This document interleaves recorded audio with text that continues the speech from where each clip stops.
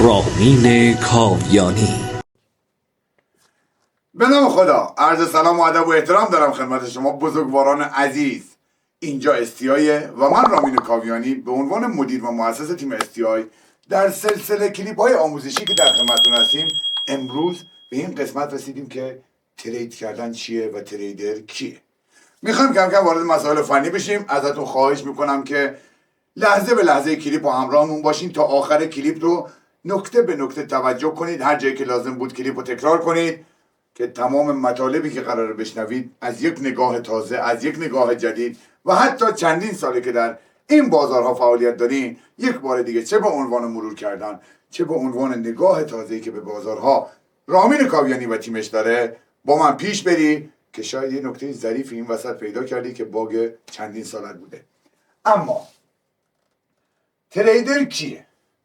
تعریف عامیانه‌ای که برای تریدر داریم، تریدر همون معامله گره، یعنی کسی که در بازارهای مالی که در جلوتر براتون تعریفش میکنم معامله انجام میده، همون خرید و فروش خودمون، اما نه به صورت فیزیکی.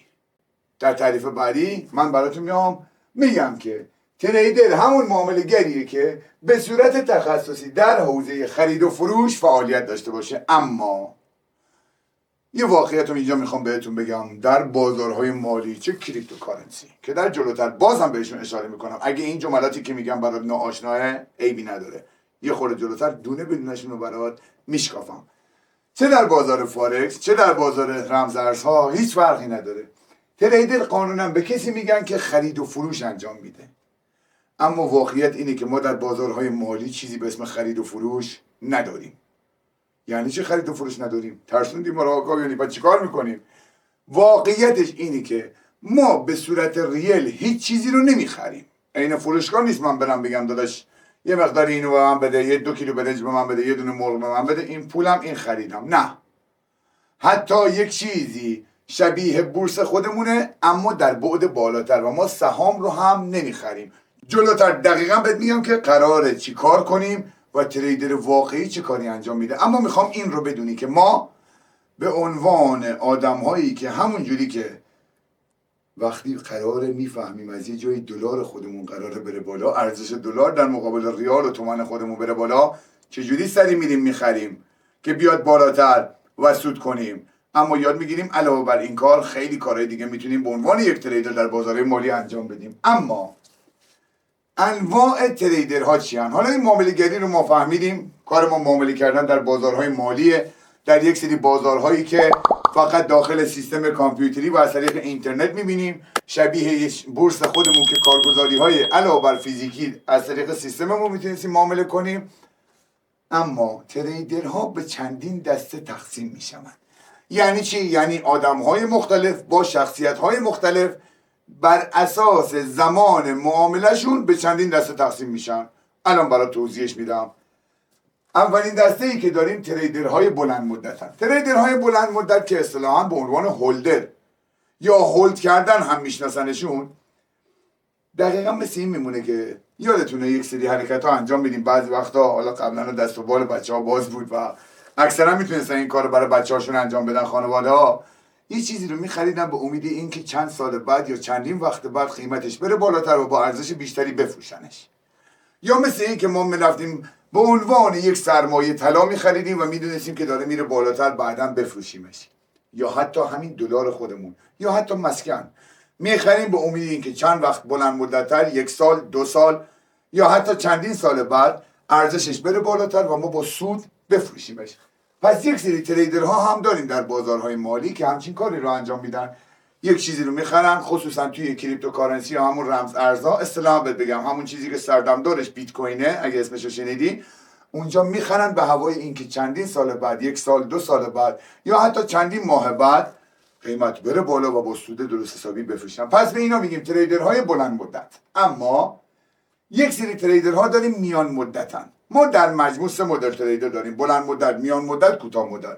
اینا رو به طور کلی برات توضیحش میدم و زیر شاخه‌هاشو برات میگم که چه جور آدم‌هایی زیر مجموعه کدوم‌ها هستن. تریدرهای میان مدت مثل بلند مدت نیستن. اینقدر صبر ندارن که چندین سال باشه. ممکنه ظرف 1 ماه یا 7-18 روز 20 روز چندین هفته آینده بخوان معامله باز کنن، یه چیزی رو بخرن و در کوتاه مدت‌تر نسبت به اونایی که چندین سال صبر دارن معاملهشون رو ببندن یا خرید و فروششون حالا چه با سود چه با ضرر ببندن، معاملهشون تموم بشه بره. یکی دیگه از معامله‌گرها، یک دسته دیگه بهشون میگن معامله‌گرها یا تریدرهای کوتاه مدت که خودشون به چندین دسته تقسیم میشن. اینها معمولا از چند ساعت و چند دقیقه بعد شروع میشه. آقا یعنی میشه چند دقیقه بعد بهت یاد میدم. اصلا قراره ته این ماجرای خوشگل و نازنین، ته این فیلم های آموزشی که توی نازنین قراره تریدر بشی، بهت یاد میدم که ممکنه معامله تو چندین دقیقه طول بکشه. درست شنیدی؟ چندین دقیقه یا نهایتا چند ساعت.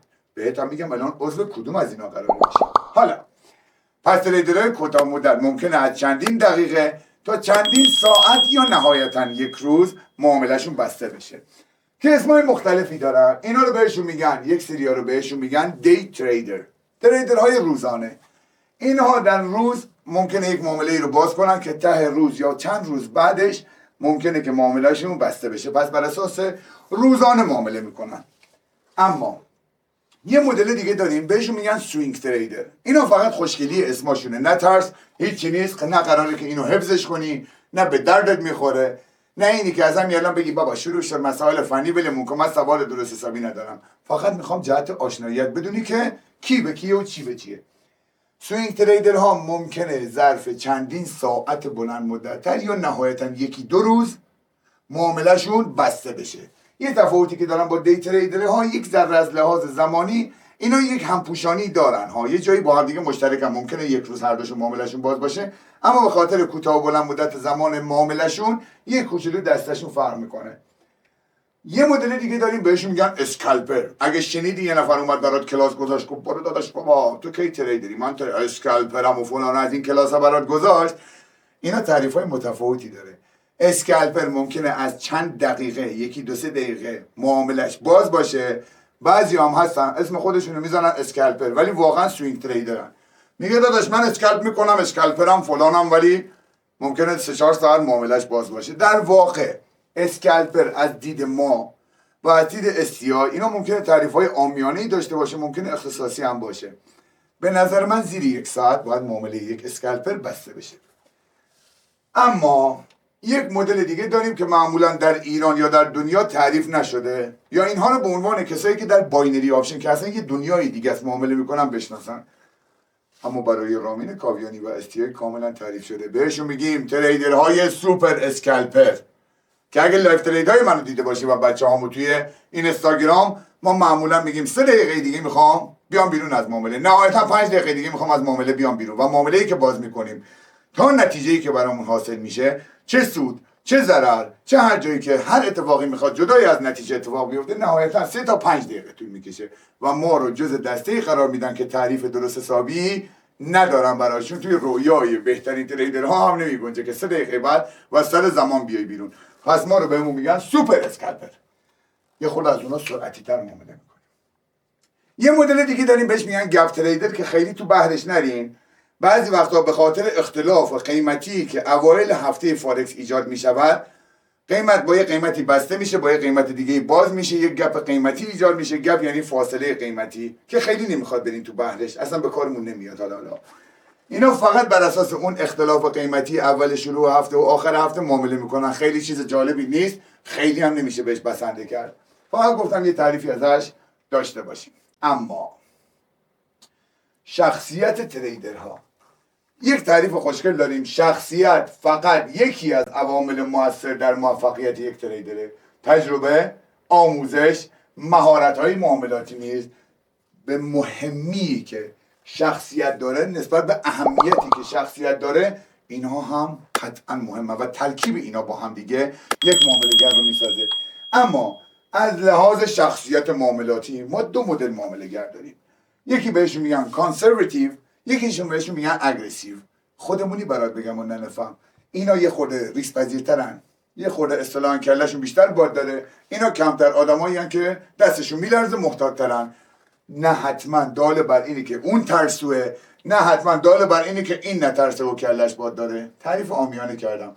بر اساس شخصیت خودت اینو پیدا میکنی با کمک هم دیگه و میفهمی که توی این دسته هستن یا اون دسته. اما یک آمار خیره کننده بهتون بگم نسبت به شخصیت ما ایرانی ها، نسبت به شخصیت تریدرها در دنیا، اول دنیا رو براتون بگم. در دنیا معمولا 81% دنیا آدم های محتاط‌تری هستن در تریدرها و فقط 19%شون ریسک های بالا انجام میدن. خودتون که دیگه ایرانی ها رو میشناسین، شما هم جزی از ما، اینو ما هم جزی از شما. اما تو ایران برعکس 79%مون یه چیزی تقریبا برابر اون، اما برعکسش 79%مون بی‌مباها، 79%مون نترس معامله میکنیم، اما 21%مون فقط کانسرواتیو و محتاطن. توی تعریفی که داریم اینجوریه: کانسرواتیو میگن تریدرهایی که با ریسک کمتری معامله انجام میدن، اما اگریسیو تریدرهایی که اصطلاحاً با ریسک بیشتری معامله میکنن. نه ذوق بکن برای این، نه از اون ناامید بشو، بری جلوی آینه بگی تو آدم ترسویی هستی و قرار نیست بزنیم تو سر کله خودمون. فقط تحت عنوان آمار خواستم بهتون بگم، یه چیز نازنینم بگم برای اینکه اثبات کنم براتون که این کجا اتفاق میفته. تنها کسایی که در دنیا فقط دقت کنید ببینید چی میگم، تنها انسانهایی که در دنیا این شخصیت ریسک پذیری رو دارن، بر اساس حرف یک اقوام درجه 2 و درجه 3 بخواد خونه پدریشو بفروشه و بیاره تو بورس بدون هیچ شناختی. خیلی میخوام عمیقا به این فکر کنی که ما چقدر دل و جرأت داریم، چقدر ریسک پذیریم. به خاطر اینکه باجناق فلانی توی بورس سود کرده بود، ما خونه پدری رو فروختیم، طلاهای زنمون رو فروختیم، طلاهای همسرمون رو فروختیم، پول از شوهرمون گرفتیم، خونه فروختیم، ماشین فروختیم بدون شناخت.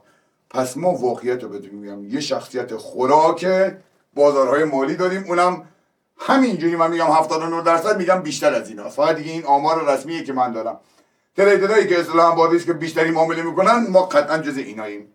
اینم خواستم بهتون بگم که علتش چیه. کار واقعی تریدرها چیه؟ اینجا براتون اشاره کردم. ما واقعا بچه‌ها هیچ کالایی رو تحت عنوان خرید و فروش معامله نمی‌کنیم. فقط در بازارهای مالی روی نوسانات قیمتی، قیمت طلا میره بالا میاد پایین‌تر، ما پیش بینی می‌کنیم این قیمت اگه بره بالاتر من سود می‌کنم، طبق پیش بینی که من کردم درست بره سود می‌کنم، برخلاف پیش بینی ضرر می‌کنم. هر کسی که بهت گفت بازار غیر قابل پیش بینیه، یا آنفالوش کن اگه آدم عصبی نبودی. اگه هم عصبی بودی با دست بزن تو دهنش بگو لطفاً برو گم شو. اینا کلمات کلیشه‌ایه که به درد من نمیخوره. ما واقعا پیش بینی کننده بازاریم و پیش بینی کننده ایم، بر اساس همون هم معاملمون رو انجام میدیم. پس هیچ ایرادی نداره اگه این حرکت رو انجام بدیم. اما در قسمت بعدی میخوام خیلی خوشگل بازارهای مالی رو برات مقایسه کنم، بگم چه تفاوت‌هایی با هم دیگه دارن، چه بازاری بهتر از چه بازاریه و کجاها دستت بازتره برای سود بیشتر، دریافت پول بیشتر، و اینی که چجوری میتونیم توی کدوم بازارها بر اساس شخصیتی که داریم معامله کنیم. توی قسمت بعدی منتظرتم که نکات کلیدی و نگاه تازه‌ای که مثل همین الان به تریدرها داشتیم به بازارهای مالی داشته باشیم. موفق و پیروز باشید.